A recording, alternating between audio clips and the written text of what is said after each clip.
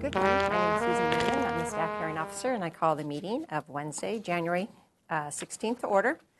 Today we have 3 items on the agenda, and I haven't received any requests for continuances or postponements or withdrawals, so we will hear them in the order they appear on the agenda. Under announcements and appeals, I have no announcements, and we've had no recent appeals. So I'll move on to the next item, which is comments from members of the audience on items not on today's agenda. Is there anyone? You guys are all associated with the items, so we will go to the first item then. It is 2315 Chapala Street, if the applicant would like to come up to the table. Good morning. Good morning. Anytime you're ready, Stephanie.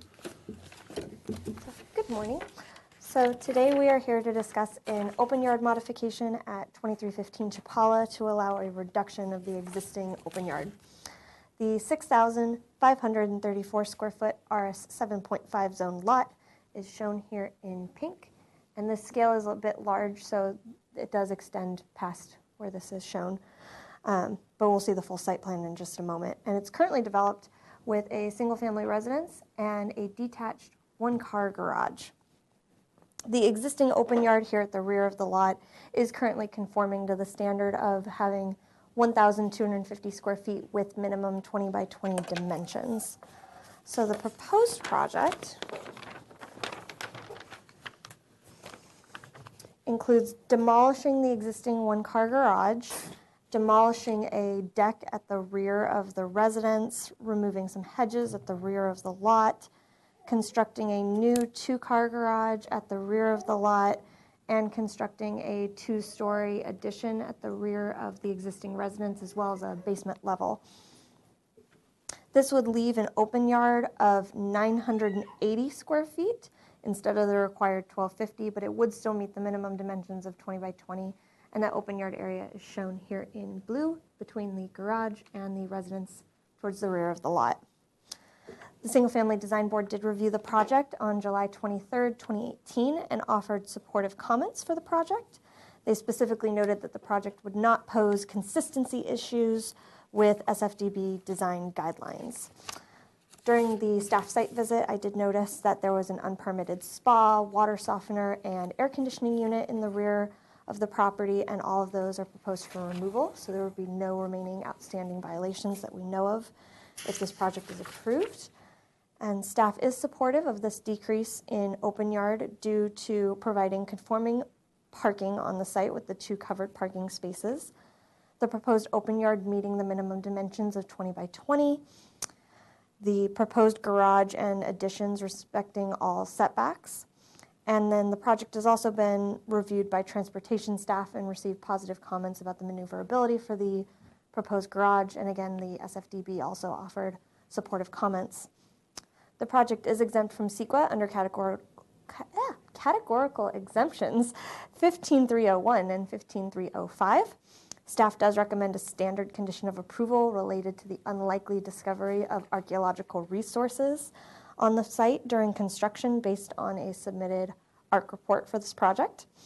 The site is located in the demolition review study area, so the urban historian looked at the project and confirmed that the existing structure is not historically significant and that this proposed project is not anticipated to impact any historic resources in the area.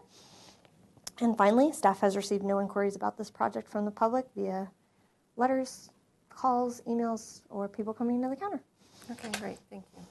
I don't have questions for you right now. Would you like to state your name for the record and provide additional comments? Yes, I'm Brian Miller. I'm the designer of the project. Okay. Thomas Heath, I'm the contractor.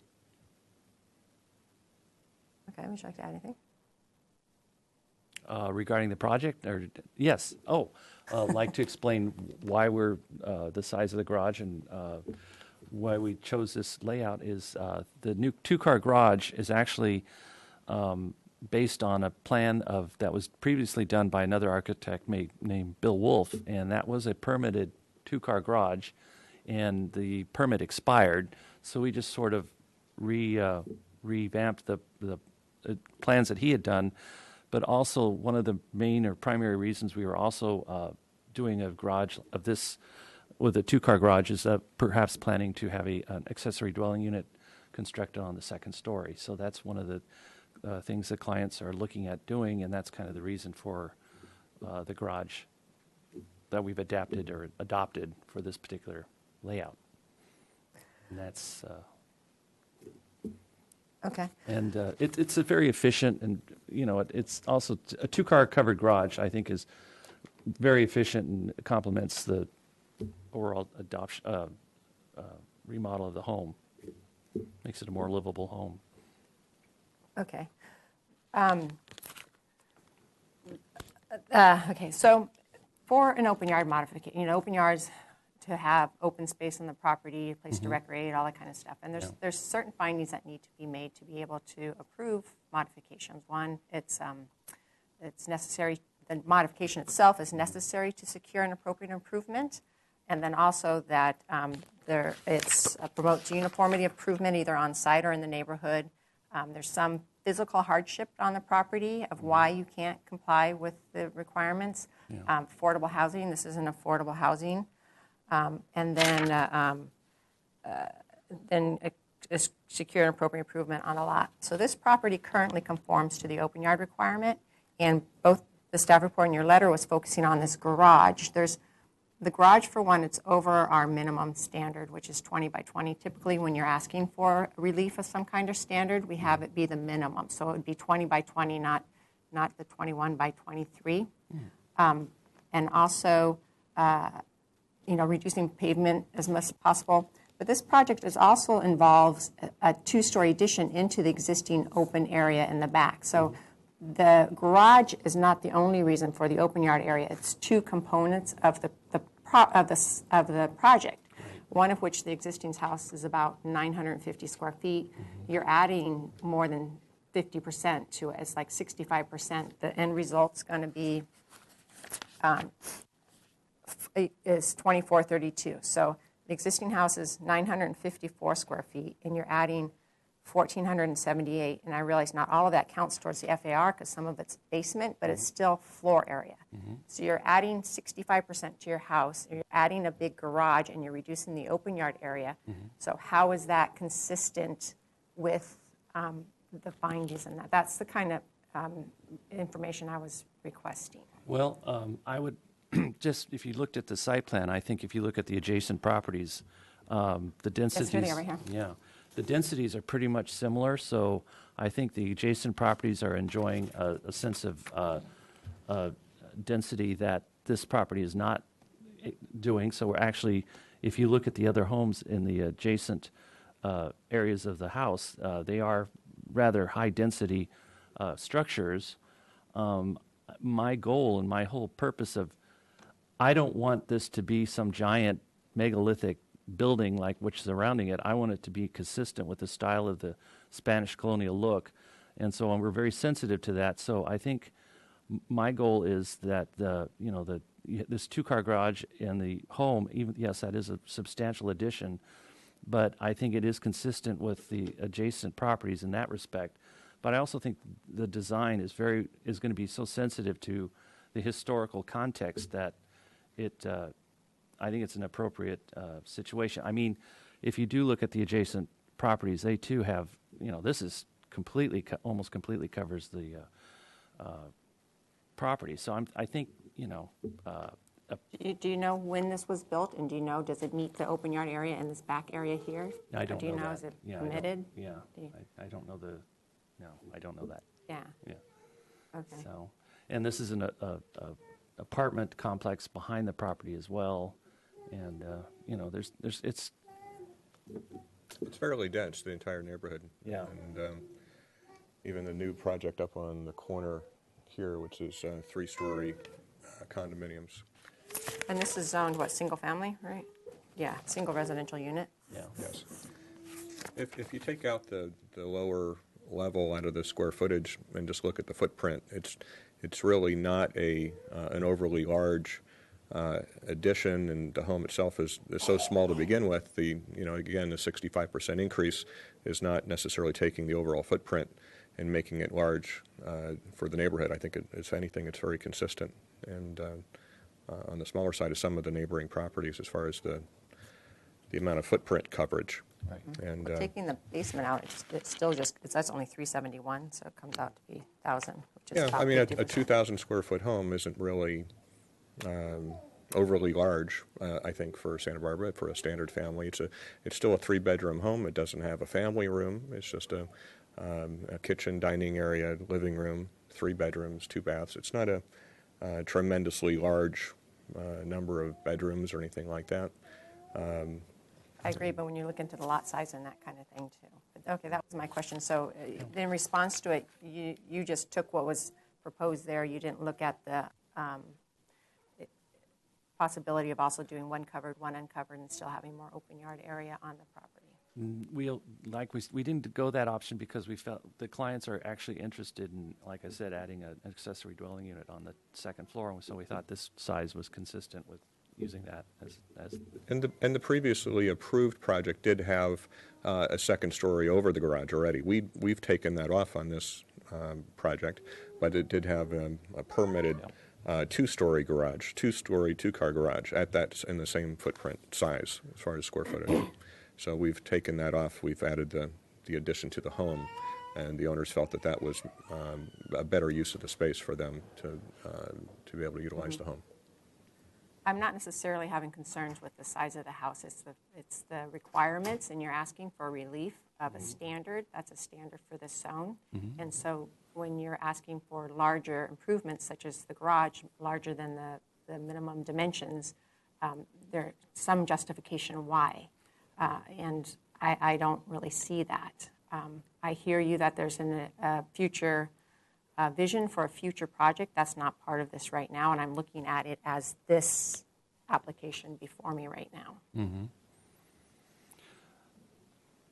Well, I would only have to say that this property, if you impose an open yard, I mean, it's like the other adjacent property don't have that as either. So we're consistent with the existing structures that are adjacent to it.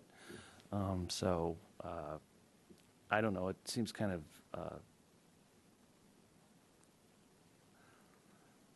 these are properties that are enjoying it, and now you're saying we can't have the same. I don't know. It just You know about nonconformancies, right? Yeah.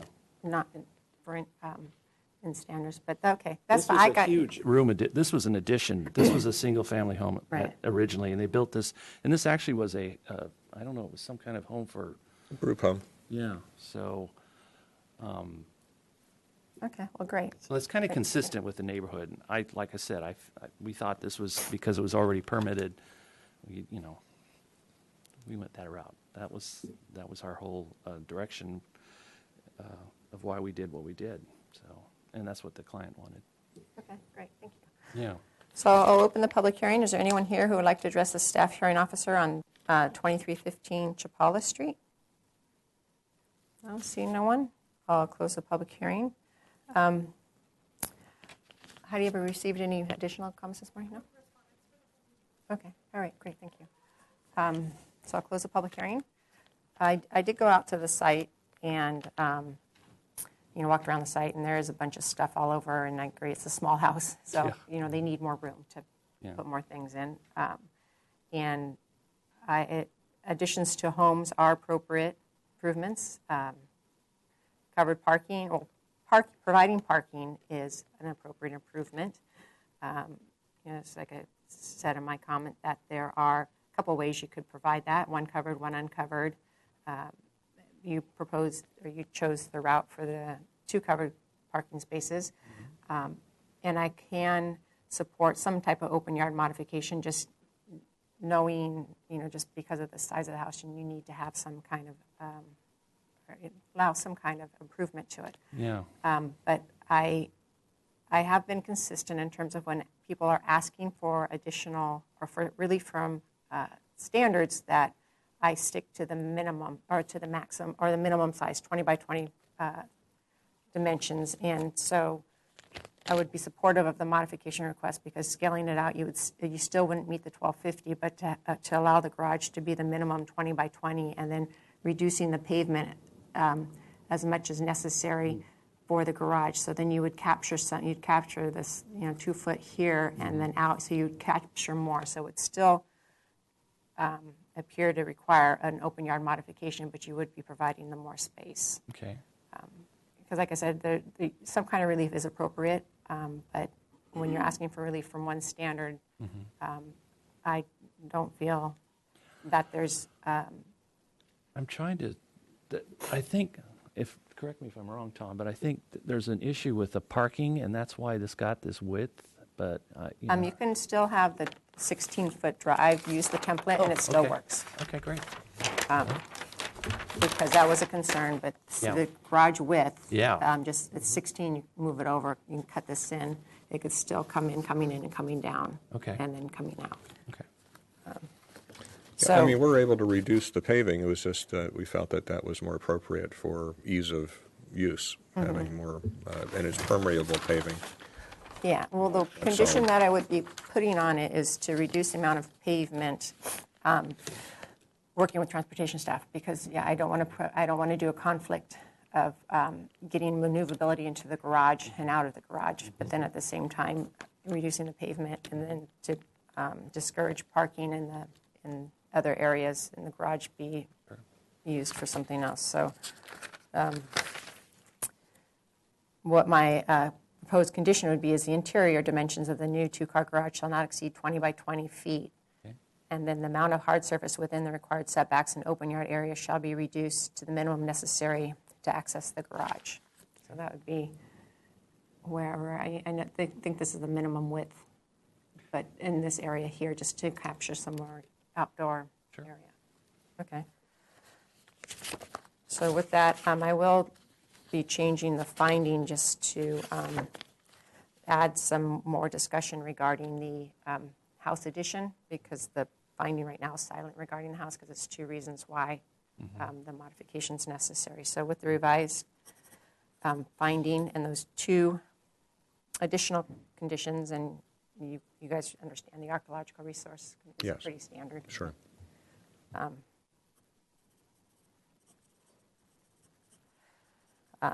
So with the revised finding, those 2 new conditions, I can approve your project, and my action is appealable to the Planning Commission within 10 calendar days, and they also have oversight authority of all my actions, and if they felt this warranted additional discussion before them, they could call it up during that same 10-day review period, and if either of those would occur, Stephanie would contact you.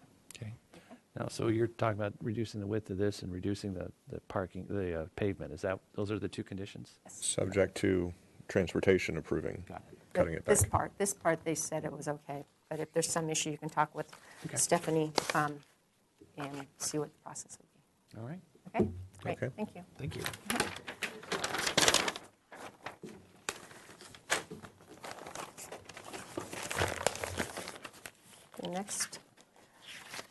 The next project is 2217 Oak Park Lane, if the applicant would like to come up.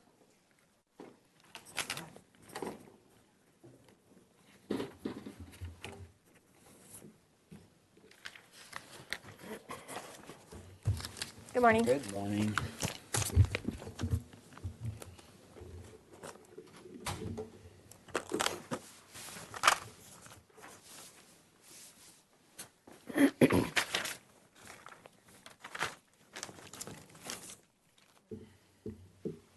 Anytime you're ready, Stephanie. Okay. Good morning. Good morning. So today we are here to discuss a modification to allow for 4 uncovered parking spaces on a site developed with 2-unit residential instead of the required 2 covered and 2 uncovered.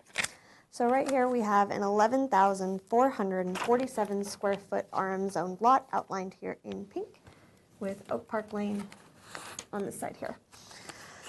There was once a 2-car garage on site, however, it was removed without a permit, as noted in ENF 2013-00959. So currently there are 4 uncovered parking spaces. The 3 in the back are slightly smaller than transportation requires currently, which is why this new gravel area is proposed, so that all 3 of these spaces in the back would meet the minimum requirements. So we have 1 space over here parallel to this driveway, and then 3 in the back here, and then this area here outlined in blue would be new gravel to accommodate this fourth parking space. So this project would replace MST 2014-00544, which did propose covered parking, and also an additional unit on top of that covered parking. So staff did include a condition of approval in the staff report that that application be formally withdrawn if this one is approved. This project site is located in the demolition review study area, so the urban historian first reviewed the project and determined that Historic Landmarks Commission review was not required in this case. The Architectural Board of Review then reviewed the project on October 8th and the 22nd of 2018 and offered supportive comments, but they did express concern about this existing oak tree right here, and if the maneuverability or the construction of these parking spaces in the back would impact that tree. They wanted to make sure that it would be replaced in kind, and so staff did include a condition of approval to that effect in the staff report. So staff is supportive of providing all uncovered parking instead of some covered, some uncovered parking in this case, due to respect for the required open yard and setbacks being maintained. It is a rather large lot, as we can see here. And so the setbacks are shown with this dotted line here, and all the parking is outside of those setbacks, and then the open yard is met in the rear here, and the open yard isn't impacted by the proposed parking. It isn't impacted by the proposed trash and recycling location, and so it is respected entirely by this project. All parking spaces would be screened from the street by existing development. So as we can see, Oak Park Lane is over here, and we have these two buildings, and all four spaces are behind those existing structures. So even if they were proposing covered parking, it would be screened in a similar way. And then finally, this project has been reviewed by both the ABR and transportation staff and been supported by both of those departments, and also the urban historian in regards to historic impacts in the area. The project is exempt from CEQA under categorical exemptions 15301 and 15305. Staff does recommend a standard condition of approval related to the unlikely discovery of archaeological resources based on ARC reports that we have on file in the area. As previously stated, the site is in the demolition review study area, but the existing structures are not historically significant, have been reviewed by the urban historian, so there are no anticipated impacts to any historical resources in the area. The project is Tier 2 in regards to stormwater management because there was some unpermitted pavement, and so then the Tier 2 best management practices would be implemented as part of this project. And finally, I've received one request to look at the plans, but they had no questions or comments. They got a notice and just wanted to know what was going on. No other questions, comments, concerns from the public. Okay, great, thank you. I don't have any questions right now. Would you like to state your name for the record and provide additional comments? I would. Chris Cottrell, architect. As Stephanie mentioned, what triggered this was an enforcement case in 2013. The new owners purchased the property in 2013. There was a derelict garage there that had this soft story issue.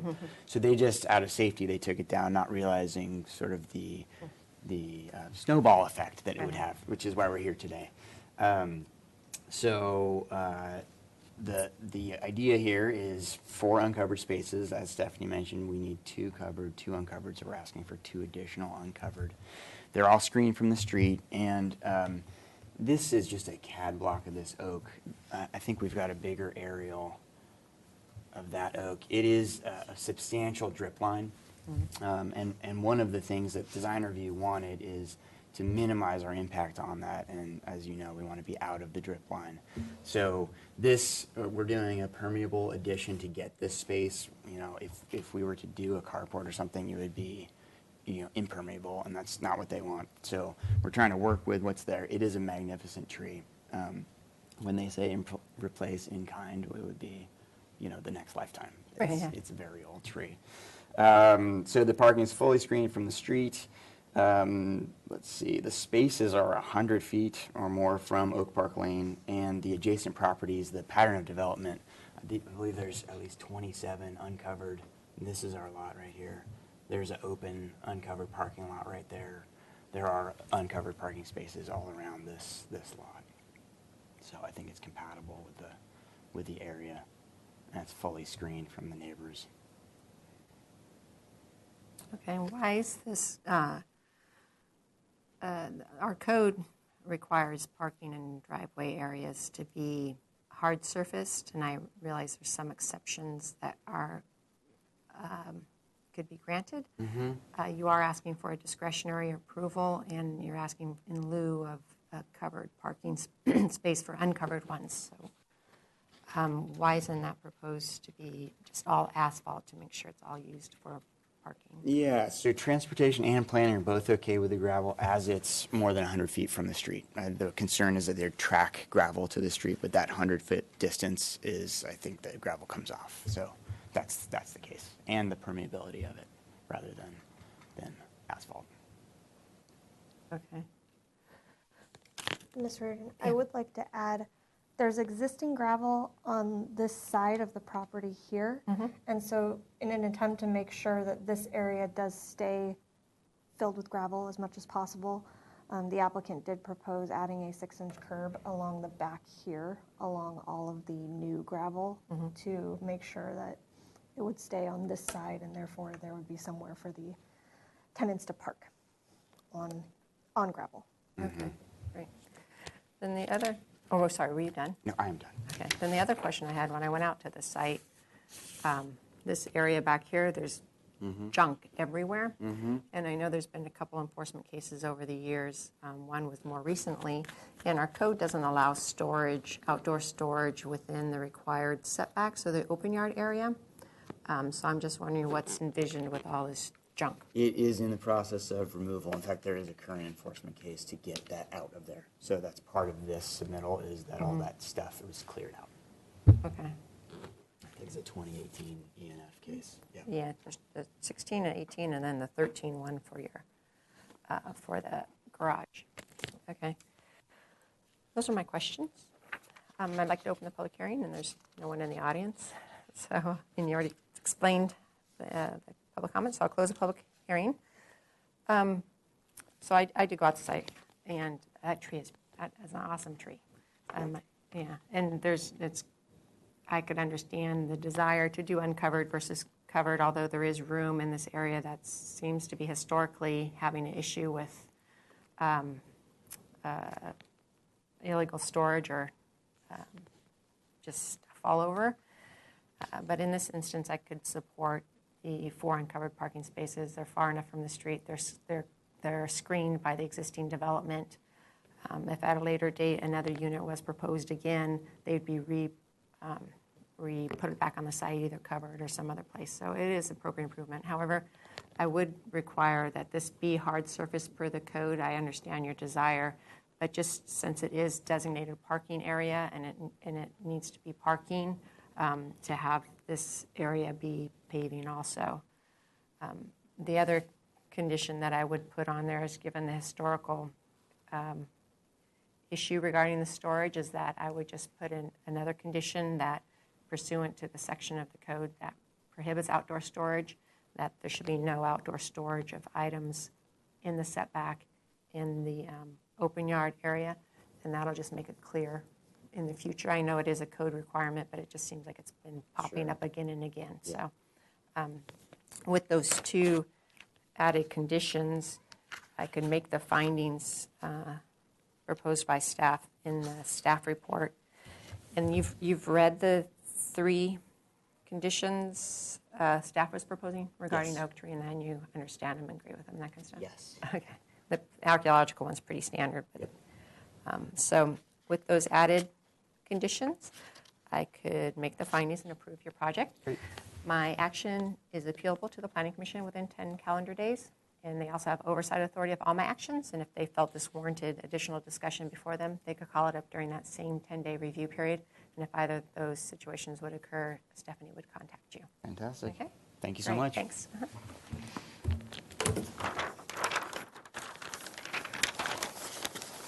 So we'll go to the last item, which is 301 Vista de la Cumbra.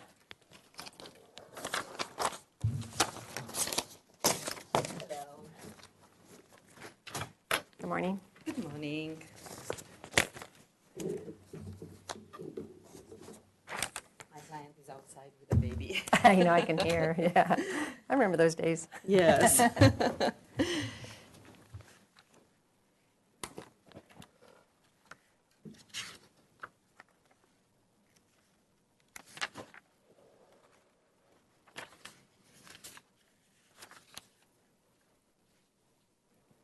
do you while you're this one.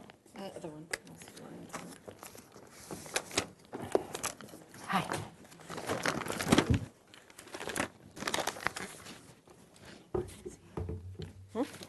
The coloring, it's hard to see.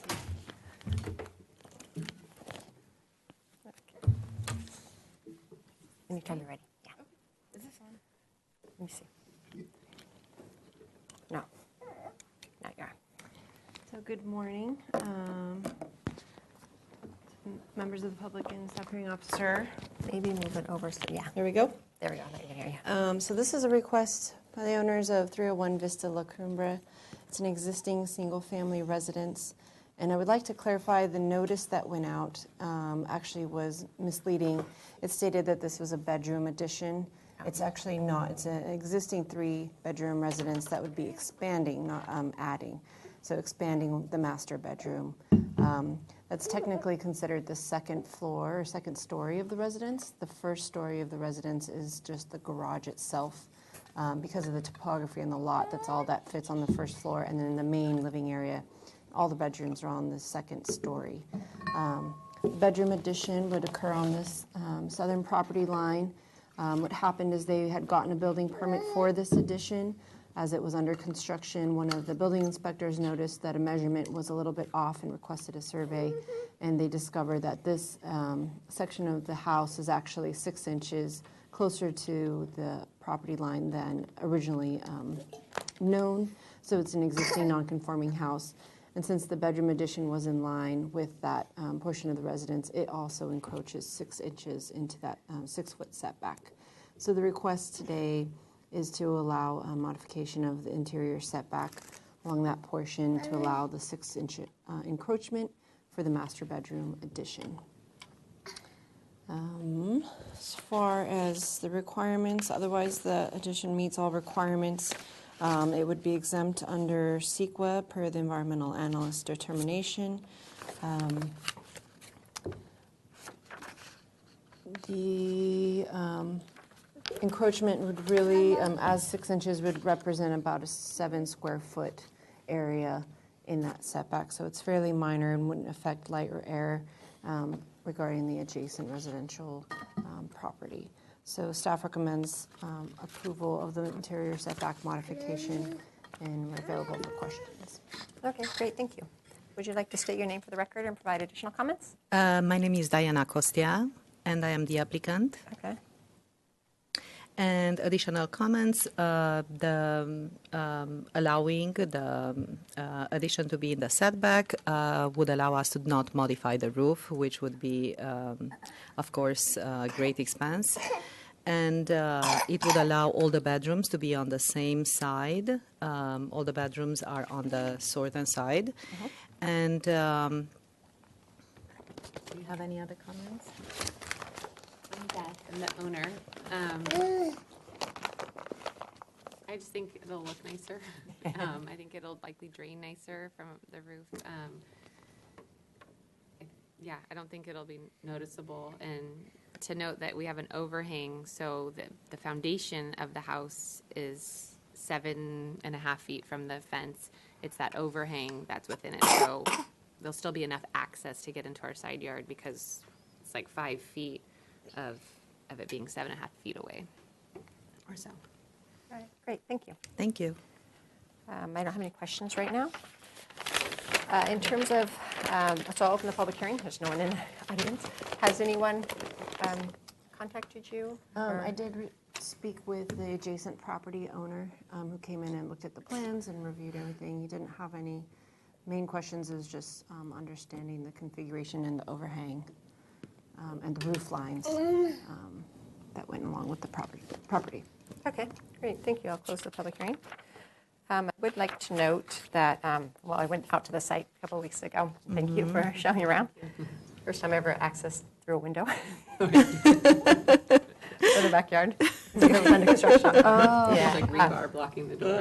Yeah, so just note for the record, I also supervise the plan check process. And so I was involved with this project purely for when it became evident that there was a encroachment into the setback, that the plans, the way it was constructed didn't match the plan. So I was involved in that part of the process, but no part of the process once it was identified that a modification was necessary. So I just wanted to state that. But I did go out to the site and looked at the area of encroachment and the adjacent property. And this kind of situation is more of a technicality given the slope of the lot, because if it's not sloped, this is, although it says it's a two-story home, it's actually a one-story home, but because the way our ordinance defines floors, it is a two-story floor. So had this really truly been a one-story house, this would be an allowed improvement because it extends an existing line in the setback. So it extends both on the understory area and what typical person would say is one story, first story, but it's technically the second story. It extends the line, so it represents a uniform improvement, and which is typically supported. One of the concerns when you're looking at two-story development or even one-story development in the setback is the interface between the two properties. What kind of activities there? Is there a doorway? Is there lights? Is there noise? Is there windows in that? And yes, in this case there are windows, but we're talking the amount of encroachment is 6 inches. And so if the building was set back 6 inches, would that make a significant change in terms of adverse effects to the neighbors? I would have a hard time finding that would, that what amount of the encroachment and the proposed use as a bedroom is not a living area that's actively used, that there's minimal potential adverse impacts to the neighbors. So I think this type of modification is supportable. Okay. I know, staff didn't recommend any conditions, and I don't need to add any conditions to enable me to make the findings. So I can make the finding outlined in the staff report and approve your project. My action is appealable to the Planning Commission within 10 calendar days. Okay. They also have oversight authority of all my actions, and if they felt this warranted additional discussion before them, they could call it up during that same 10-day review period. And if either of those would occur, Megan would contact you. Okay. Okay? All right. Great, thanks. Thank you so much. Yeah, I adjourn the meeting. Thank you.